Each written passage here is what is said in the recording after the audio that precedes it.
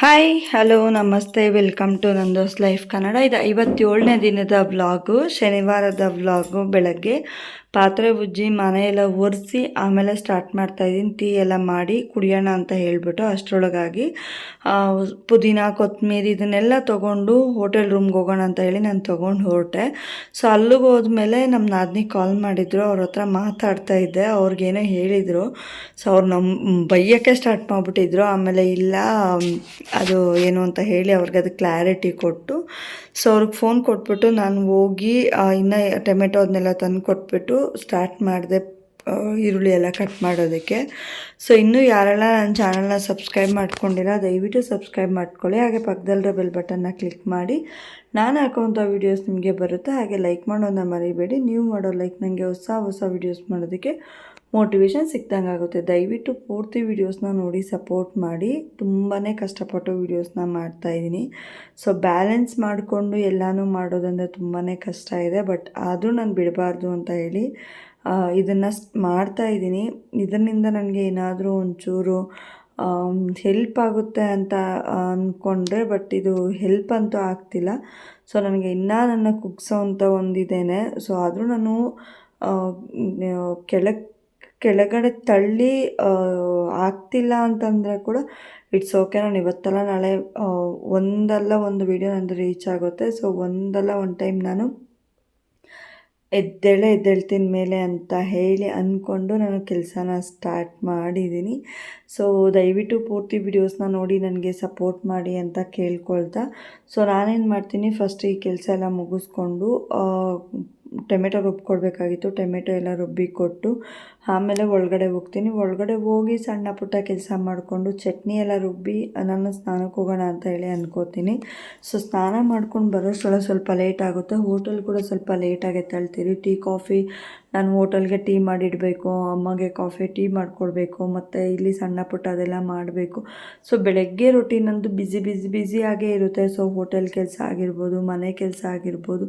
So ನನಗೆಲ್ಲನೂ mixer ಆಗಿರುತ್ತೆ. ಈ ಕಡೆ 2 ದೋಣಿ ಮೇಲೆ ಹೆಜ್ಜೆ ಇಟ್ಟಂಗಿರುತ್ತೆ ಬೆಳಗ್ಗೆ ಟೈಮು. ಸೊ ಪಾತ್ರೆ ಏನಾದರೂ ನೈಟ್ ಟೈಮ್ ತೊಳೆದಿದ್ರೆ ಸ್ವಲ್ಪ ರಿಲ್ಯಾಕ್ಸ್ ಆಗಿ ನಾನು ಸ್ವಲ್ಪ ಕೆಲಸ ಮಾಡ್ದಂಗೆ. ಸೊ ಅಕಸ್ಮಾತ್ ನನ್ನ ಕೈಯಲ್ಲಿ ಆಗ್ತಿಲ್ಲ ಅಂತ ಹೇಳಿ ಏನಾದರೂ ನಾನು ಹೊರಟಿದ್ದೀನಿ ಅಂದರೆ, ನಾನು ಕೆಲಸ ಮಾಡೋಕ್ಕಾಗಲಿಲ್ಲ ಅಂದರೆ, ಸೊ ಅವತ್ತಿನ ಫುಲ್ಲು ಡೇ ರೊಟೀನ್ ನಂದು ಹೆಂಗಿರುತ್ತೆ ಅಂದರೆ ಬ್ಯುಸಿಯಾಗೇ ಇರುತ್ತೆ.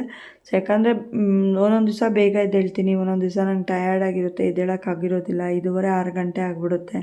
ಆವಾಗ ಪಾತ್ರೆ ಉಜ್ಕೊಂಡು ಮನೆ ಕಸ ಗುಡಿಸಿ ಮನೆ ಒರೆಸಿ ಮತ್ತು ಹೋಟೆಲ್ಗೂ ಕೆಲಸನೂ ಮಾಡಿಕೊಟ್ಕೊಂಡು ಈ ಕಡೆ ಚಟ್ನಿ ರುಬ್ಬಿ ಎಲ್ಲನೂ ಬ್ಯುಸಿ ರೊಟೀನ್. ಇದನ್ನು ಹೇಗೆ ನೀವು ಸಂಭಾಳಿಸ್ತೀರಾ ಅಂದರೆ, ಸೊ ನಾನು ಬಂದು ದೃಢವಾಗಿ ಒಂದು ಮನಸ್ಸಲ್ಲಿ ಅಂದ್ಕೋತೀನಿ ಈ ಕ್ಷಣಕ್ಕೆ ಈ ಕೆಲಸ ಮುಗಿಸ್ಬೇಕು ಅಂತ. ಬಟ್ ಹೋಗೋಷ್ಟ್ರೊಳಗಾಗಿ ನಾನು ಫುಲ್ಲು ಕೆಲಸ ಮಾಡೋಕ್ಕಾಗಿಲ್ಲ ಅಂದ್ರೂ ಪರವಾಗಿಲ್ಲ, ಆಫ್ ಕೆಲಸ ಆದರೂ ಮುಗಿಸ್ಕೋತೀನಿ. ಅಂದರೆ ಈಗ ಹೋಗೋಷ್ಟ್ರೊಳಗಾಗಿ ಪಾತ್ರೆ ಉಜ್ಕೊಂಡು ಗ್ಯಾಸ್ ಕ್ಲೀನ್ ಮಾಡಬೇಕು ಅಂದ್ಕೊಂಡಿರ್ತೀನಿ. ಬಟ್ ಪಾತ್ರೆ ಉಜ್ಜಿರ್ತೀನೋ ಇಲ್ಲ ಗ್ಯಾಸ್ ಕ್ಲೀನ್ ಮಾಡಿರ್ತೀನಲ್ಲ, ಇಷ್ಟು ಕೆಲಸ ಮುಗ್ದಿರುತ್ತೆ. ಸೊ ಇನ್ನೊಂದೇನಪ್ಪ ಅಂದರೆ, ಅಲ್ಲಿ ಒಂದು ಕೆಲಸ ಮಾಡಬೇಕಂದ್ರೆ ಒಂದು ಕೆಲಸನ ಸ್ಯಾಕ್ರಿಫೈಸ್ ಮಾಡಲೇಬೇಕು. ಈಗ ಅನ್ನ ಕಲಿಸ್ತಿರ್ತಾರೆ, ಸರಿ ಓಕೆ ಅವ್ರು ಅನ್ನ ಕಲಿಸ್ತಿದ್ದಾರೆ ಅಂದರೆ ನಾನು ನೀರಿಟ್ಬಿಟ್ಟು ಬರೋದು, ಇಲ್ಲ ಸಿಲಿಂಡರ್ ಇಟ್ಬಿಟ್ಟು ಬರೋದು, ಈ ಥರ ಏನಾದರೂ ಒಂದು ಸಣ್ಣ ಪುಟ್ಟ ಇಬ್ಬರು ಶೇರಿಂಗ್ ಮಾಡಿ ಮಾಡಬೇಕು. ಸೊ ಅವರೇ ಓಡಾಡ್ಕೊಂಡಿದ್ರು ನನಗೂ ಕೆಲಸ ಆಗೋದಿಲ್ಲ, ನಾನೇ ಓಡಾಡ್ಕೊಂಡಿದ್ರೆ ನನಗೂ ಕೆಲಸ ಆಗೋದಿಲ್ಲ. ಸೊ ಇದರಲ್ಲಿ ಏನು ಮಾಡ್ತೀವಿ ಅಂದರೆ ಇಬ್ಬರೂ ಬ್ಯಾಲೆನ್ಸ್ ಮಾಡ್ಕೋತೀವಿ. ನನ್ನ ಕೆಲಸ ಏನಿದೆ ನಾನು ಅದನ್ನ ಮಾಡ್ಕೋತೀನಿ, ಅವ್ರ ಕೆಲಸ ಏನಿದೆ ಅವ್ರು ಮಾಡ್ಕೋತಾರೆ. ಸೊ ಹೀಗೇ ನಾವು ಬ್ಯಾಲೆನ್ಸ್ ಮಾಡ್ಕೊತಾ ಹೋಗ್ತಾಯಿದ್ದೀವಿ. ಸೊ ಹೋಟೆಲ್ ಕೂಡ ಆರಾಮಾಗಿ ನಡೀತಿದೆ. ಇನ್ನು ಬಟ್ಟೆ ತುಂಬಾ ಇತ್ತು, ರಾಶಿ ಬಟ್ಟೆ ಒಗೆದೆ, ಇನ್ನೂ ಒಂದಿಷ್ಟು ನೆನೆಸಿಟ್ಟಿದ್ದೀನಿ. ಹೋಟೆಲ್ ಹತ್ರ ಹೋದೆ, ದೋಸೆ ಕೇಳಿದ್ರು, ಅವ್ರಿಗೆ ದೋಸೆ ಹಾಕ್ಕೊಟ್ಟೆ. ಚಟ್ನಿ ಸಾಂಬಾರೆಲ್ಲ ಹಾಕ್ಬಿಟ್ಟು ದೋಸೆ ಹಾಕಿದೆ. ಅವ್ರಿಗೆ ದೋಸೆ ಹಾಕಿದ್ದಾದಮೇಲೆ ಮಗಳು ಬಂದಳು, ಮಗಳು ನನಗೆ ದೋಸೆ ಹಾಕ್ಕೊಂಡ್ಳು. ಸೊ ಒಬ್ರಿಗೆ ದೋಸೆ ಹಾಕೋಕ್ಕೆ ನಿಂತ್ಕೊಂಡ್ಮೇಲೆ ಸುಮಾರು ಒಂದು 5-6 ಜನ ಬಂದರು. ಆಲ್ರೆಡಿ 1 ಗಂಟೆ ರೀಚ್ ಆಗಿಬಿಟ್ಟಿತ್ತು ಟೈಮಿಂಗು. ಏನೂ ಮಾಡೋಕ್ಕಾಗೋದಿಲ್ಲ. ಸೊ ಒಂದೊಂದು ದಿನ ಬಿಸ್ನೆಸ್ ಇರುತ್ತೆ, ಒಂದೊಂದು ದಿನ ಬಿಸ್ನೆಸ್ ಇರೋಲ್ಲ. ಇವತ್ತೇನು ಬಿಸ್ನೆಸ್ ಇಲ್ಲ. ಸೊ ದೋಸೆ ಹಾಕಿದೆ, ಅವ್ರಿಗೆಲ್ಲ ಕೊಟ್ಟೆ. ಸೊ ಜಾಸ್ತಿ ಉರಿ ಇಟ್ಟರೆ ಇದಾಗುತ್ತೆ, ಇನ್ನು ಕಡಿಮೆ ಉರಿ ಇಟ್ಟರೆ ಬೇಯೋದೇ ಇಲ್ಲ.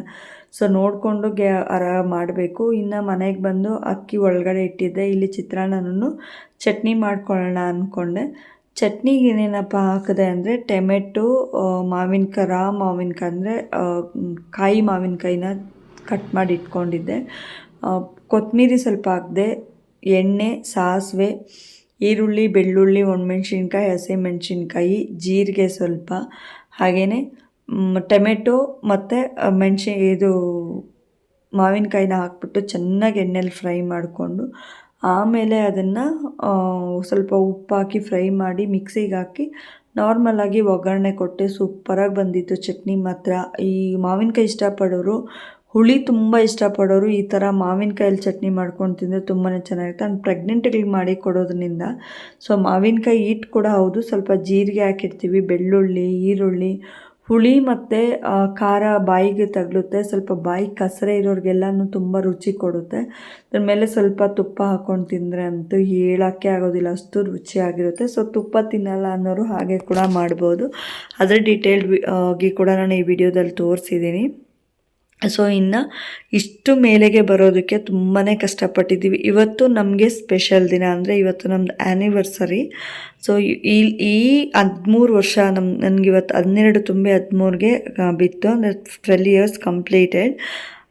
ಈ 12 ವರ್ಷ ನಾವು ತುಂಬಾ ಕಷ್ಟಪಟ್ಟಿದ್ದೀವಿ. ಸೊ ಜೀವನಾನ ಹೇಗೆಲ್ಲ ಕಟ್ಕೋಬೇಕು, ಅವಮಾನ ಅಂದರೆ ಏನು, ಇಬ್ಬರು ಸ್ಯಾಕ್ರಿಫೈಸ್ ಮಾಡಿದ್ದೀವಿ ಗಂಡ ಹೆಂಡ್ತಿ. ಸೊ ಒಬ್ರಿಗೊಬ್ರು ಮಗುನ ಹಾಸ್ಪಿಟಲ್ ಕರ್ಕೊಂಡು ಹೋಗಬೇಕು ಅಂದಾಗ ಮತ್ತು ಅವ್ರು ನನಗೆ ಸಿಗ್ತಾನೆ ಇರಲಿಲ್ಲ. ನಾನೊಬ್ಬಳೇ ಮಗುನ ಕರ್ಕೊಂಡು ಹಾಸ್ಪಿಟಲ್ಗೆ ಓಡಾಡ್ತಾ ಇದ್ದೆ.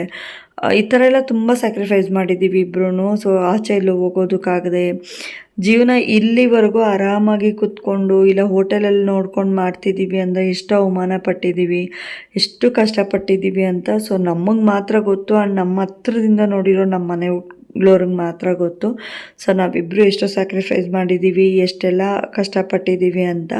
ಇನ್ನೊಂದೇನಪ್ಪ ಅಂದರೆ ಈ ಲೆವೆಲ್ಗೆ ಇವತ್ತು ನಾವು ಆರಾಮಾಗಿ ಕುತ್ಕೊಂಡಿದ್ದೀವಿ. ಇಲ್ಲ ಒಂದು 4 ಜನ ನಮಗೇನಾದರೂ ಒಂಚೂರಾದರೂ ರೆಸ್ಪೆಕ್ಟ್ ಕೊಡ್ತಾರೆ ಅಂತ ಅನ್ನೋದಾದರೆ ಅದರ ಹಿಂದೆ ನಮ್ಮ ಕಣ್ಣೀರಿ ಆಗಿರ್ಬೋದು, ನಮಗಾಗಿರೋ ಅವಮಾನಗಳಾಗಿರ್ಬೋದು, ಆ್ಯಂಡ್ ನಮ್ಮನ್ನು ಇಗ್ನೋರ್ ಮಾಡಿರೋರ ಮುಂದೆ ನಾವು ಯಾವತ್ತೂ ಸೋಲ್ಲೇಬಾರ್ದು ಅಂತ ಹೇಳಿ ನಾವು ಅಷ್ಟು ಕಷ್ಟಪಟ್ಟು ಮೇಲೆ ಎದ್ದು ನಿಂತಿದ್ದು. ಸೊ ಇವತ್ತಿಗೆ 12 ವರ್ಷ ಕಂಪ್ಲೀಟ್ ಮಾಡಿ 13 ವರ್ಷಕ್ಕೆ ಕಾಲಿಡ್ತಾ ಇದ್ದೀವಿ ಗಂಡ ಹೆಂಡತಿ ಇಬ್ಬರೂ.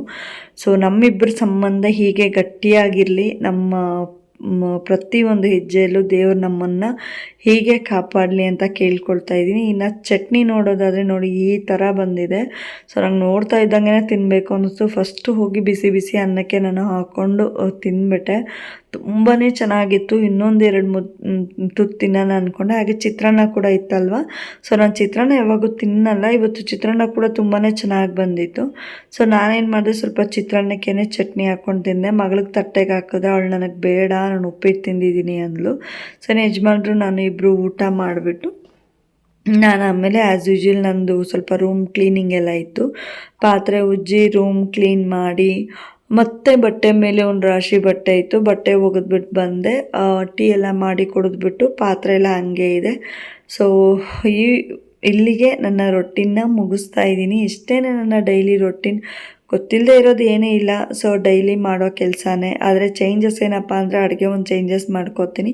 ಸೊ ಟೈಮಿಂಗ್ ಚೇಂಜ್ ಮಾಡ್ಕೋತೀನಿ. ಬಟ್ ಆದರೂ ಒಂದೊಂದು ದಿನ ನನ್ನ ಕೆಲಸದಲ್ಲಿ ಡಿಫ್ರೆನ್ಸ್ ಇರುತ್ತೆ, ನಾವು ಹೇಳೋ ಒಂದು ವಿಷಯದಲ್ಲಿ ಡಿಫ್ರೆನ್ಸ್ ಇರುತ್ತೆ. ಸೊ ದಯವಿಟ್ಟು ನನ್ನ ವೀಡಿಯೋಸ್ನ ನೋಡಿ ಅಂತ ಕೇಳ್ಕೊಳ್ತಾ ಇದ್ದೀನಿ. ಇನ್ನು ಫಸ್ಟು ಗ್ಯಾಸೆಲ್ಲ ಕ್ಲೀನ್ ಮಾಡಿಕೊಂಡೆ. ಆಲ್ರೆಡಿ ಒಂದು ಸೈಡ್ ಕ್ಲೀನ್ ಮಾಡಿ ಇಟ್ಟಿದ್ದೆ. ಇಲ್ಲಿ ಗ್ಯಾಸೆಲ್ಲ ಕ್ಲೀನ್ ಮಾಡಿದೆ. ಆಮೇಲೆ ಪಾತ್ರೆ ಜೋಡಿಸ್ದೆ. ಪಾತ್ರೆ ಎಲ್ಲ ಜೋಡಿಸಿದ್ದು ಆದಮೇಲೆ ನೀಟಾಗಿ ರೂಮ್ ಒರೆಸ್ಕೊಂಡೆ. ಯಾಕಂದರೆ ನಾವು ಎಣ್ಣೆ ಇದರಲ್ಲಿ ಕೆಲಸ ಮಾಡೋದ್ರಿಂದ ಜಿಡ್ಡೆಲ್ಲ ಬಿದ್ದು ನಮಗೆ ಮತ್ತೆ ನಾವೇ ಕಾಲು ಜಾರಿ ಬೀಳೋಂಗಾಗುತ್ತೆ. ಸೊ ಅದನ್ನೆಲ್ಲ ಒರೆಸ್ಬಿಟ್ಟು ನೀಟಾಗಿ ಇದನ್ನು ಹಾಕಿ ಹೋಗಿ ನಾನು ಇನ್ನು ಮಿಕ್ಕಿದ ಕೆಲಸ ಮಾಡ್ಕೊಳ್ಳೋದು. ಸೊ ದಯವಿಟ್ಟು ಯಾರು ನನ್ನ ಚಾನಲ್ನ ಸಬ್ಸ್ಕ್ರೈಬ್ ಮಾಡ್ಕೊಂಡಿಲ್ಲ ಪ್ಲೀಸ್ ಸಬ್ಸ್ಕ್ರೈಬ್ ಮಾಡ್ಕೊಳ್ಳಿ. ಹಾಗೆ ಪಕ್ಕದಲ್ಲಿರೋ ಬೆಲ್ ಬಟನ್ನ ಕ್ಲಿಕ್ ಮಾಡಿ. ನಾನು ಹಾಕೋಂಥ ವೀಡಿಯೋಸ್ ನಿಮಗೆ ಬರುತ್ತೆ. ಹಾಗೆ ಲೈಕ್ ಮಾಡೋದನ್ನ ಮರಿಬೇಡಿ. ನೀವು ಮಾಡೋ ಲೈಕ್ ನನಗೆ ಹೊಸ ವೀಡಿಯೋಸ್ ಮಾಡೋದಕ್ಕೆ ಮೋಟಿವೇಶನ್ ಸಿಗ್ದಂಗೆ ಆಗುತ್ತೆ. ದಯವಿಟ್ಟು ಪೂರ್ತಿ ವೀಡಿಯೋಸ್ನ ನೋಡಿ ನನಗೆ ಸಪೋರ್ಟ್ ಮಾಡಿ. ಸೊ ತುಂಬಾ ಕಷ್ಟಪಟ್ಟು ನಾನು ವೀಡಿಯೋಸ್ನ ಮಾಡ್ತಾಯಿದ್ದೀನಿ. ಡೈಲಿ ಅದೇ ಕೆಲಸ ಆಗಿದ್ರೆ ಕೂಡ ಸೊ ನಾವೆಷ್ಟು ಕಷ್ಟಪಟ್ಟಿದ್ದೀವಿ, ನಾವೇನೆಲ್ಲ ಸ್ಯಾಕ್ರಿಫೈಸ್ ಮಾಡಿದ್ದೀವಿ ಜೀವನದಲ್ಲಿ, ನಾವೇನೆಲ್ಲ ಅನುಭವಿಸಿದ್ದೀವಿ ಈ ಥರದ್ದೆಲ್ಲ ನಮ್ಮ ಒಂದು ಪ್ರತಿಯೊಂದನ್ನು ನಾನು ಶೇರ್ ಮಾಡ್ತಾ ಹೋಗ್ತಾ ಇರ್ತೀನಿ. ಹಾಗೆ ಹೆಣ್ಮಕ್ಳು ಹೇಗಿರಬೇಕು, ಹೆಣ್ಮಕ್ಳ ಜೀವನ ಹೇಗೆ ಕಟ್ಕೋಬೇಕು, ನನ್ನ ಜೀವನದಲ್ಲಿ ಆಗಿರೋವಂಥ ಕೆಲವೊಂದು ವಿಚಾರಗಳನ್ನ ನಾನು ನಿಮ್ಮ ಹತ್ರ ಶೇರ್ ಮಾಡ್ತಾನೆ ಇರ್ತೀನಿ. ಸೊ ದಯವಿಟ್ಟು ಪೂರ್ತಿ ವಿಡಿಯೋಸ್ನ ನೋಡಿ ಅಂತ ಕೇಳ್ಕೊಳ್ತೀನಿ. ಸೊ ಹಂಬಲ್ ರಿಕ್ವೆಸ್ಟ್ ಇದು, ಪ್ರತಿಯೊಬ್ಬರಲ್ಲೂ ಕೈ ಮುಗಿದು ಕೇಳ್ಕೊಳೋ ಅಂಥ ವಿಚಾರನೇ. ದಯವಿಟ್ಟು ದಯವಿಟ್ಟು ದಯವಿಟ್ಟು ನನ್ನ ಪೂರ್ತಿ ವಿಡಿಯೋಸ್ನ ನೋಡಿ ಸಪೋರ್ಟ್ ಮಾಡಿ. ತುಂಬ ಕಡಿಮೆ ವ್ಯೂಸ್ ಬರ್ತಿದೆ, ನನಗೆ 10-15 ಬರ್ತಿದೆ. ಸೊ ನನಗೆ ಒಂದು 200-300ವರ್ಗಾದರೂ ರೀಚ್ ಆದರೆ ನನ್ನ ಕಷ್ಟಕ್ಕೆ ಏನಕ್ಕಾದರೂ ಸ್ವಲ್ಪ ಆದರೂ ಹೆಲ್ಪ್ ಆಗುತ್ತೆ. ದಯವಿಟ್ಟು ನನ್ನ ವಿಡಿಯೋಸ್ನ ಪೂರ್ತಿ ನೋಡಿ ನನಗೆ ಇದೇ ಥರ ಸಪೋರ್ಟ್ ಮಾಡಿ. ನನ್ನ ಪ್ರತಿಯೊಂದು ಕೆಲಸದಲ್ಲೂ ನೀವು ನನಗೆ ಬೆನ್ನೆಲುಬಾಗಿ ನಿಂತ್ಕೊಳ್ಳಿ ಅಂತ ಕೇಳ್ಕೊಳ್ತಾ, ಸೊ ರೂಮ್ ಒರೆಸಿದ್ದಾಯಿತು. ರೂಮ್ ಒರೆಸಿದ್ದಾಗಿದ್ದ ತಕ್ಷಣ ಆಚೆ ಎಲ್ಲ ನೀರು ಹಾಕ್ಬಿಟ್ಟು ಮತ್ತೆ ಒಂದು ಸೈಡಿಗೆ ಮಾತ್ರ ತೊಳೆದೆ. ಇಷ್ಟೇ ಇವತ್ತಿನ ರೊಟೀನ್. ದಯವಿಟ್ಟು ನನ್ನ ವೀಡಿಯೋಸ್ನ ನೋಡಿ ಸಪೋರ್ಟ್ ಮಾಡಿ. ಚಾನಲ್ ಇನ್ನೂ ಯಾರೆಲ್ಲ ಸಬ್ಸ್ಕ್ರೈಬ್ ಮಾಡ್ಕೊಂಡಿಲ್ಲ ದಯವಿಟ್ಟು ಸಬ್ಸ್ಕ್ರೈಬ್ ಮಾಡ್ಕೊಳ್ಳಿ. ಡೈಲಿ ಇದೇ ಥರ ರೊಟೀನ್ ಬರ್ತಾನೆ ಇರುತ್ತೆ, ನನ್ನ ಡೈಲಿ ರೊಟೀನ್ಸ್. ಪ್ಲೀಸ್ ಸಬ್ಸ್ಕ್ರೈಬ್ ಮಾಡಿಕೊಂಡು ನನ್ನ ವೀಡಿಯೋಸ್ನ ಡೈಲಿ ರೊಟೀನ್ನ ನೋಡಿ ನನಗೆ ಸಪೋರ್ಟ್ ಮಾಡಿ ಅಂತ ಕೇಳ್ಕೊಳ್ತಾ ಇದ್ದೀನಿ. Thank you.